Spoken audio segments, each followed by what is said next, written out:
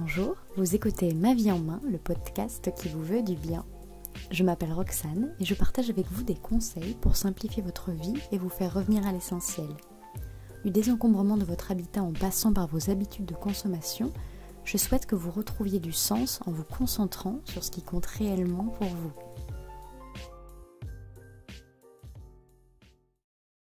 Au-delà d'être mon compagnon dans la vie de tous les jours, Léonard est aussi un rêveur, passionné et touche-à-tout qui a une soif infinie d'apprendre et de transmettre. Pour ce 11e épisode, j'ai souhaité vous partager notre entrevue portée par les thèmes de l'admiration, de l'essentiel et de l'onirisme. Si ce format d'interview vous plaît, n'hésitez pas à me le faire savoir. Bonne écoute. Coucou Léonard. Bonjour. Alors, comme tu sais, j'aimerais tester un concept nouveau d'interview où j'interviewe des gens que j'admire, qui m'intéressent et qui, je pense, ont un point de vue intéressant à apporter à moi et à la société en général. Donc, est-ce que tu peux te présenter en quelques mots ? Oui, je m'appelle Léonard Suzanne, j'ai 23 pardon. Je suis principalement cuisinier et j'aspire à devenir, même si j'aime pas ce terme, entrepreneur. Pourquoi t'aimes pas ce terme ? J'aime pas tout ce qui a collé, le côté, les mots business, faire de l'argent, plan sur le long terme, investissement, emprunt, j'aime pas ça. Non, voilà, moi mon objectif c'est de créer un restaurant, mais avant ça de créer un jardin pour fabriquer, construire un outil de production avant de construire un outil de transformation.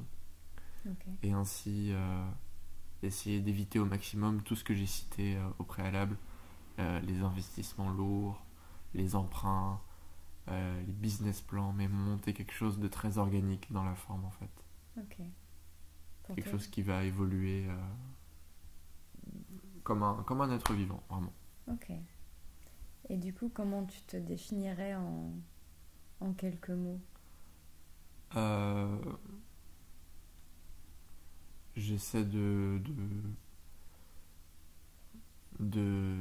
continuer toujours de rêver un petit peu dans mes ambitions et de faire rager ceux qui ont arrêté de rêver. C'est un but pour toi de faire rager ceux qui ont arrêté de rêver ? C'est pas un but, mais quand j'en parle autour de moi, j'ai l'impression que c'est souvent ce qui revient le plus. C'est vraiment oh mais tu verras, tu penseras pas comme ça dans 10 ans.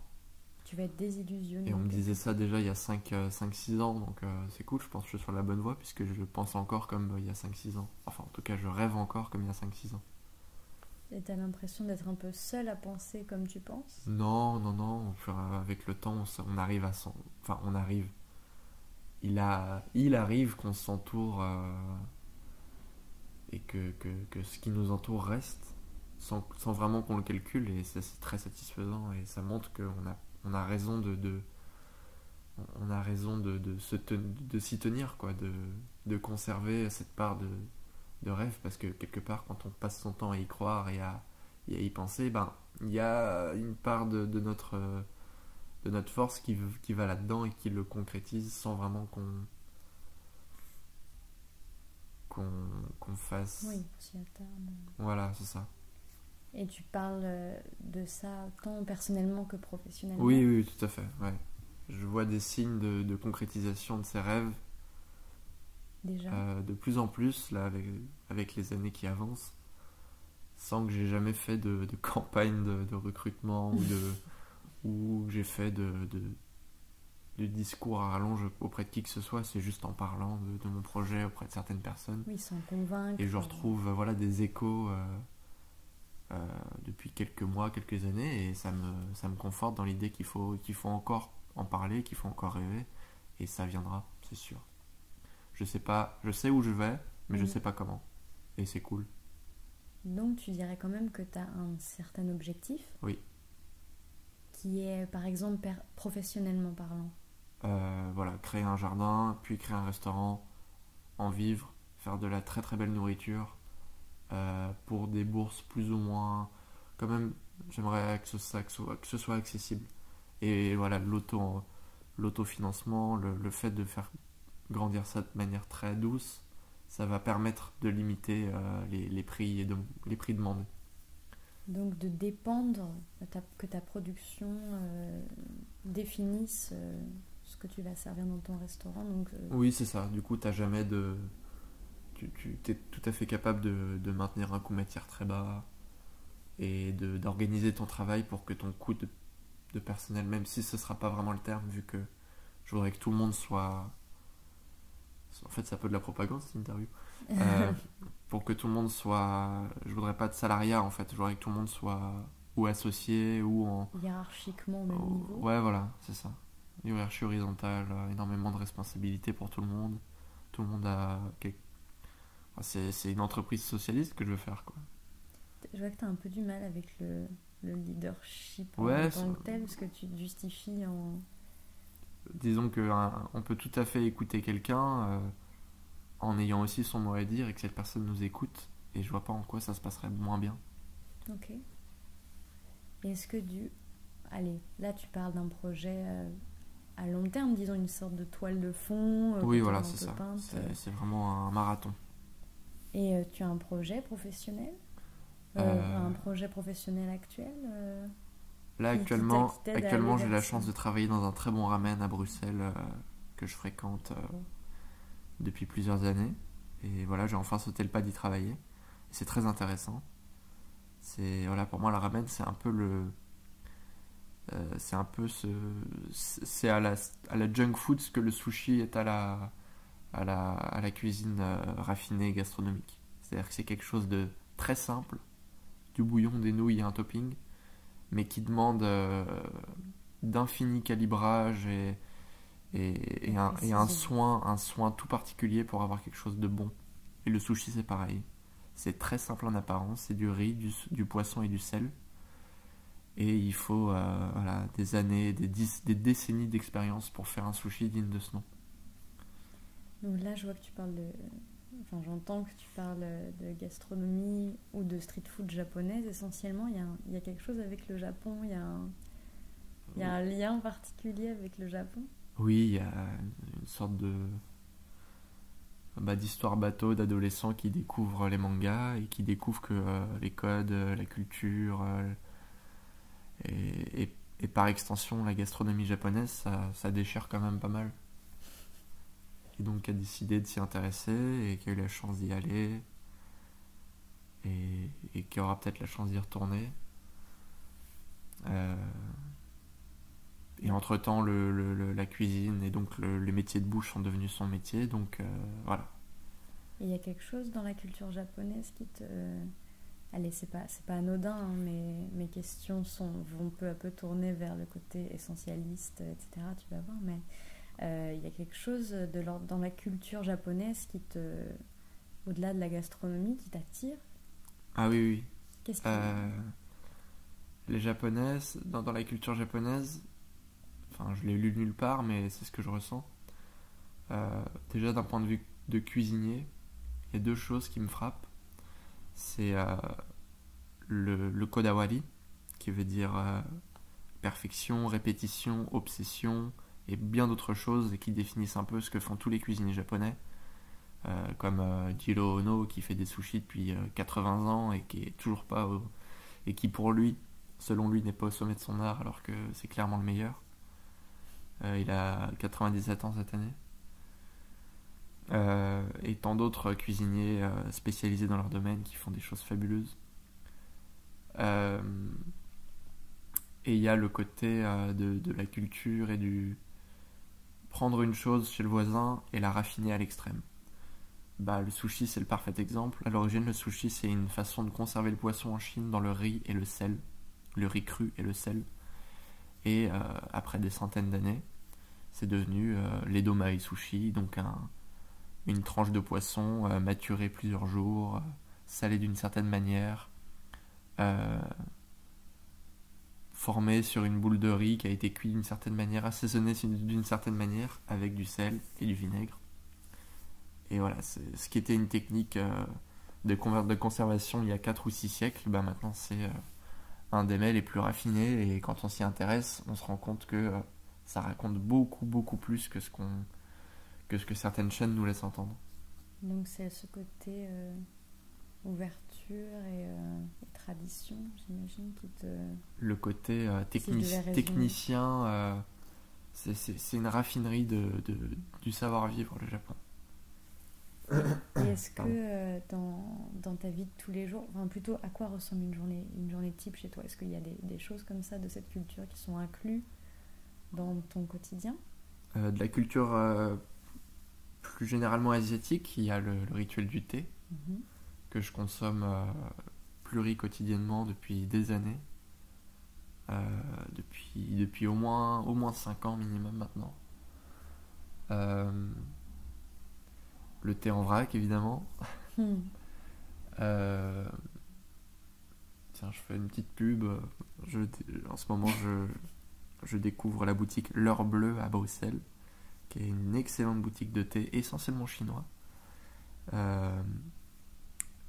Et vraiment, vraiment, je conseille. C'est un amoureux un amoureux de ses crus, et il connaît énormément de choses. C'est vraiment passionnant. Et donc, moi, j'utilise ce qu'on appelle un gaiwan, qui est là une technique chinoise d'infusion, euh, qui est un petit récipient avec lequel je pourrais faire de la l'ASMR là tout de suite, euh, qui est composé de 3 éléments, en céramique le plus souvent, en terre cuite. Ici j'en ai un en verre parce que c'est plus facile d'entretien. Une petite coupe qui sert de support, qui s'appelle la terre, enfin qui représente la terre, Mhm. ce qui va recevoir le thé et qui va servir de réceptacle d'infusion le corps ou l'homme, Mhm. et on couvre ceci avec le ciel. Et donc ça symbolise le thé, qui est symbole de sagesse, qui rentre dans l'homme. Et Ok. j'adore ce symbole, j'adore la façon de s'en servir, c'est toute une gestuelle. Euh, et surtout, bah, ça permet vraiment de, de, de magnifier, ou plutôt ouais, de respecter tout le travail qui a été fait par les producteurs, par les artisans qui font le thé. Et c'est la meilleure manière d'infuser le thé, en tout cas les thés chinois, parce que les thés japonais, pour le coup, c'est pas possible de faire ça au gaiwan. Il faut vraiment une théière japonaise. On voit encore là la capacité des Japonais à faire ce dont ils ont besoin et pas plus. Et donc ça va tout à fait avec l'essentialisme dont tu parles. C'est dire Exactement. on va pas juste copier, on va juste s'approprier, adapter, raffiner. Parce que justement, j'allais te demander en suivant, qu'est-ce que ça t'évoquait? Le minimalisme ou l'essentialisme, parce qu'il y a certaines personnes qui se définissent comme telles, voire c'est un vrai mouvement pour certaines personnes, puis il y en a, ça fait juste partie de leur vie sans pour autant qu'il y ait une définition derrière. Qu'est-ce que toi ça t'évoque? Quand je pense aux objets que j'ai cités, ça m'évoque ne jamais. J'ai jamais à me dire, oh cet objet là je m'en fous, ou je peux le casser, je m'en fiche, ou. Enfin, cette idée Tout a un sens. tout a un sens, tout a une importance, tout apporte quelque chose, et tout te sert, ou te. Te remplit ou... Ouais. Je sais pas si c'était le bon mot, Après, mais... j'ai pas un intérieur parfaitement minimaliste ou essentialiste, mais il y a beaucoup de choses où je dis, quand je le vois ou quand je m'en sers, je me dis, ah, c'est quand même agréable, et ça me comble dans un sens. Mais t'es au courant que pour certains, ton intérieur peut paraître comme très épuré, Oui, c'est vrai. voire... allez, Vide. pas vide, mais... Du coup, tu te définirais comme tel, en tant que un minimaliste ou un essentialiste Peut-être pas forcément dans ton... dans mon intérieur et on va dire, dans mon cabinet de curiosité, même si j'en ai pas vraiment, mais je veux dire dans mon inventaire, voilà, pour donner un petit terme un peu vidéoludique. Mais dans mon rapport aux nouvelles choses, aux nouveaux objets, je sais que j'ai cette démarche intellectuelle maintenant. Ok. Quoi que je reçoive, quoi que j'achète, y compris quand c'est impulsif, je sais que j'ai ce regard, on va dire, critique de possession, et donc que je saurais tout à fait très rapidement me dire c'est un achat à coup de tête, je peux m'en débarrasser, le revendre, le donner, euh, ou j'ai fait un achat remarquable et j'en suis fier et ça me comble encore plus. Donc tu tends vers ça, mais tu t'estimes pas être Non, dans il un... n'y a pas de... C'est en aucun cas un Oui, conditionnement inébranlable. ok. C'est quelque chose de très malléable et de très souple. Tu ne Et je, t'interdis rien. voilà, et je pense que la plupart des minimalistes font le même en fait. Ils sont jamais en train de se juger, en train de se dire ah, mince, j'ai plus de 37 objets à la maison, qu'est-ce que je veux devenir? Oui, mais par exemple, je pense à la capsule wardrobe, qui est pour rappeler un principe où euh, tu vas te limiter à un certain nombre d'articles, notamment pour, en l'occurrence, le dressing, euh, que ce soit à une saison donnée ou dans la globalité de ton dressing. Tu as enfin c'est important pour toi que tu aies 33 pièces par exemple. Donc pour certains, je pense le chiffre est intéressant. Je ne sais pas dans quelle mesure c'est important ou si c'est juste un défi, un challenge personnel, mais je pense que effectivement ce chiffre rassure quoi, de se dire c'est limité dans le temps. Donc je pense que, enfin du moins c'est limité dans l'espace que ça prend et dans ma tête.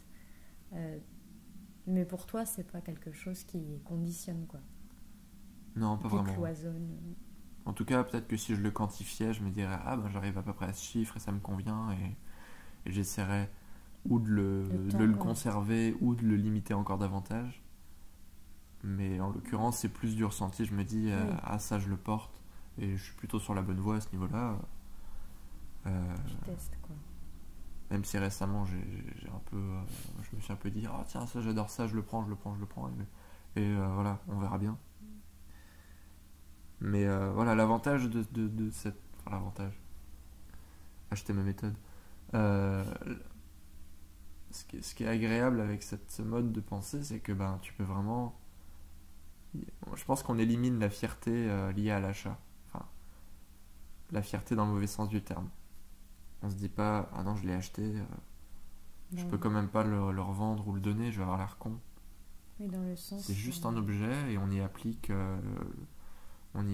la juste dose d'affectif, d'émotionnel. Je pense qu'on prend du recul sur nos possessions. On chérit plus ce qui doit être chéri et on se détache plus de ce qui nous apporte pas grand chose en fait, à part de l'ego ou, du, ou de la détresse pour certains. Oui, on se détache de l'achat compulsif quoi. Ouais. Comme comme une- un élément de guérison quoi. Enfin, quelque chose qui t'aiderait quoi dans un mal-être, tu veux dire. Pas vraiment l'achat compulsif, mais plus le pansement. Ah oui, le pansement. Tu gardes un espèce de gros tas de bandages en permanence chez toi, Hmm. qui en fait te sert à rien parce que Que je définis t'es pas souvent comme blessé. une barrière, moi. Oui, Une barrière au monde extérieur et aux décisions qui devaient être prises. oui. Est-ce que tu as un objet fétiche que tu ne pourrais pas quitter? J'en ai quelques-uns. Euh, mais là, quand je regarde tout de suite autour de moi, il y a un Bouddha en bronze que m'a offert mon cousin que je chéris beaucoup, qui est un peu un symbole de sagesse pour moi, cet homme. Euh, Bouddha ou ton cousin? Mon cousin. Ok. Je suis pas assez dans les 8 chemins pour dire que je chéris Bouddha, mais euh, Mais ça te parle en tout cas. ouais, je pense qu'il y a ça, mes quelques instruments, euh, C'est quoi tes quelques instruments? une guitare acoustique, des petits synthétiseurs rigolos et portatifs, T'es un peu, un harmonica que j'ai pas encore vraiment étrenné, mais qui sait. t'es un peu un touche-à-tout en fait.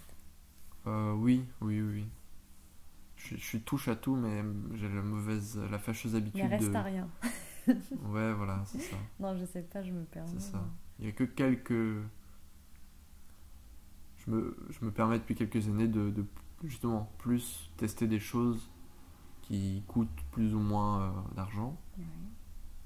Euh, Il y a encore rien de malsain là-dedans. Et voilà, du coup, je m'autorise aussi à me dire bon, ça m'a pas, j'ai pas le coup de cœur pour cette chose, je peux la ranger ou faire tout ce qu'un essentialiste doit faire, c'est-à-dire donner, Doit. recycler, blablabla. Doit faire. Peu ou doit faire, peu ou se dit qu'il doit faire. Tu te dis que tu dois faire quelque chose? Non, mais c'est comme, c'est rentré dans notre ADN de se dire, bah je ne peux pas acheter ceci parce que c'est emballé, je ne peux Mm. pas, je ne peux pas, c'est comme aller à la boulangerie avec mes sacs, je ne peux plus y aller sans. Oui, c'est devenu quelque chose de presque politique en fait. Complètement, complètement.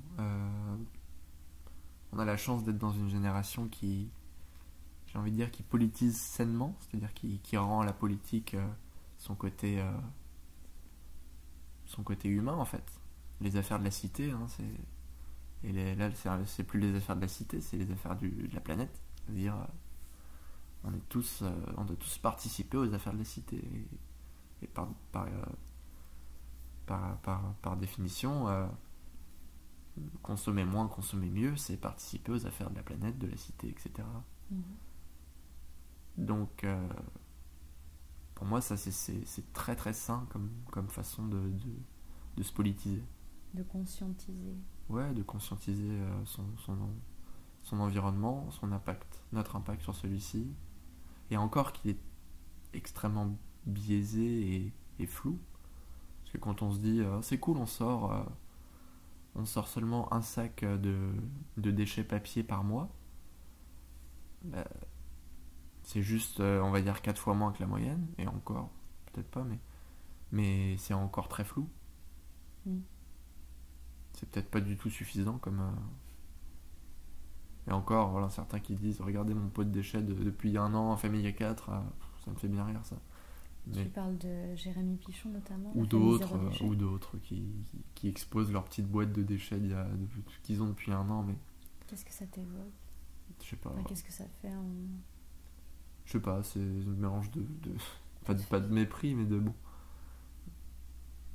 Pourquoi? Je sais pas, c'est peut-être le côté bon élève de cette démarche qui me dérange. Pourtant, je pense que je passe pour un bon élève pour d'autres, mais.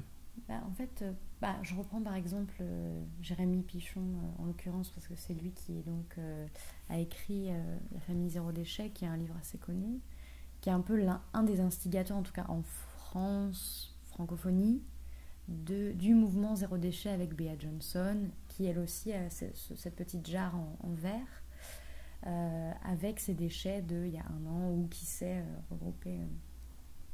Donc c'est un peu des instigateurs, on va dire, du mouvement, quand il a commencé en tout cas à être mis sur le devant de la scène. Et ça t'embête qu'il y ait un modèle, du moins Non, qu'ils montrent le contenu de leur poubelle qui tient dans un... non, mais je crois que je suis sceptique en fait, de nature. C'est pas que j'ai besoin de. Si, j'ai besoin de preuves en fait, je trouve. Et comme tu connais pas leur quotidien, c'est ça qui Ouais, te... certainement. Ok. Prendre pour acquis ce qu'on me présente comme la vérité, d'office, je trouve ça bizarre. Tu préfères faire ton chemin, faire ton petit Ouais, chemin. certainement, ouais. Ok. Est-ce que... bon, du coup, je crois que ces personnes qu'on vient de citer ne feront pas partie de la question, la réponse à la question qui suit, mais j'allais dire, est-ce qu'il y a une personne ou des personnes que tu admires ou qui t'inspirent au quotidien, qui t'aident à aller vers ces objectifs pro, perso Ouais, les gens que j'admire, c'est surtout les gens que j'ai cités au début quand je parlais des gens auprès de qui j'ai des échos de ce que j'ai dit, de ce que j'ai dit à ces mêmes personnes plusieurs mois auparavant et qui me disent en fait je repense à ton projet de jardin et tout. C'est trop cool. Ou tu veux ouvrir un ramen en Bretagne? Moi aussi on se fait ça. Trop bien. Ou même ma compagne actuelle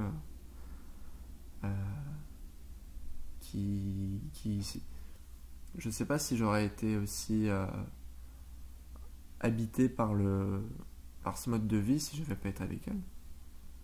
Parce que je me revois encore il y a 3 ans à me dire alors je vais aller acheter des trucs en vrac et après. Et alors qu'aujourd'hui, bah, c'est normal. Donc, les gens que j'admire, j'ai de la chance, ils sont tout autour de moi. Puis il y a aussi les gens que j'admire de façon un peu plus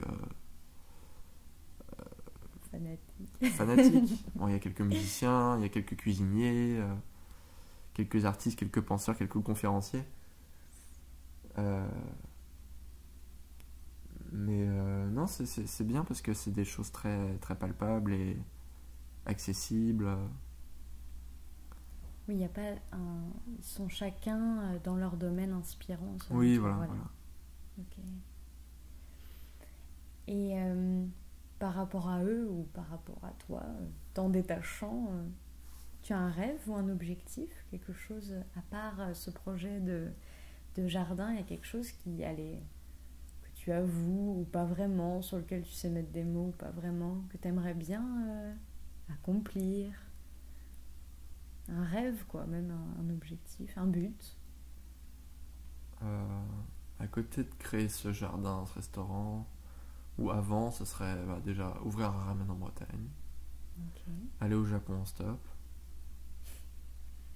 parce que j'ai beaucoup beaucoup fait de stop, ce qui m'a un peu endurci en me disant 7 heures de voyage pour un truc qui en prend 3, bon, c'est pas très grave. Euh, Moi je pense que c'est ça le principal. Ouais. C'est de l'ordre de la découverte et de la création, quoi. Oui, c'est ça. Et qu'est-ce qui t'anime au quotidien? Qu'est-ce qui te donne la joie ou ce pourquoi tu es content de te lever? Euh, la musique, la nourriture, et me rendre compte que me rendre compte que les convergences Opinion, d'idées? d'opinion, de goût, de d'envie, ça j'adore. C'est comme si C'est jouissif, quoi. c'est comme si deux petits rayons de lumière se rencontraient à chaque fois que toi t'en es un, l'autre ou les autres en sont aussi, et paf, et ça donne un rayon ultra puissant de bonheur, quoi. C'est très agréable, ça. C'est C'est vraiment ça qui me plaît, moi. fort, c'est gratifiant aussi. Ouais, c'est très gratifiant. Si tu pouvais passer un message aux personnes qui nous écoutent, lequel ce serait? Rêver, putain.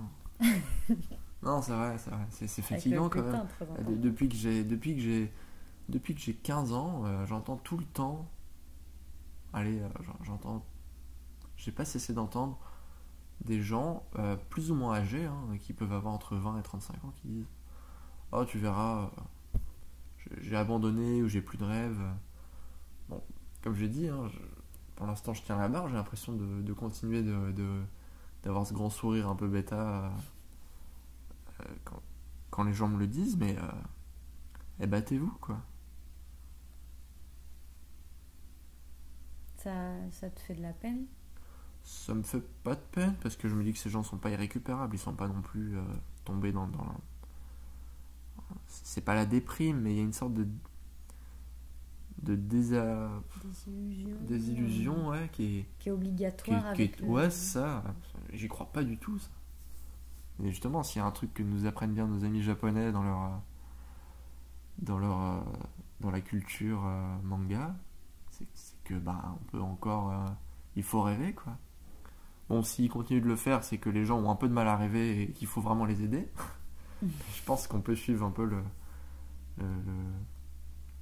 Enfin, j'aime bien ce genre de noblesse un peu ingénue, très ingénue même, euh, que je trouve bonne et que je trouve gratifiante à retranscrire dans le réel et dans le quotidien. Même si ça paraît complètement désuet et ridicule aux yeux de beaucoup, moi ça l'est pas et je reste. Je suis souvent même récompensé pour me comporter comme comme mes héros ou comme mes idoles, qu'ils soient réels ou non, mythiques ou juste imaginaires. Donc je pense que c'est important de se référer à des idoles pour avancer en fait. Que ce soit des modèles paternels, maternels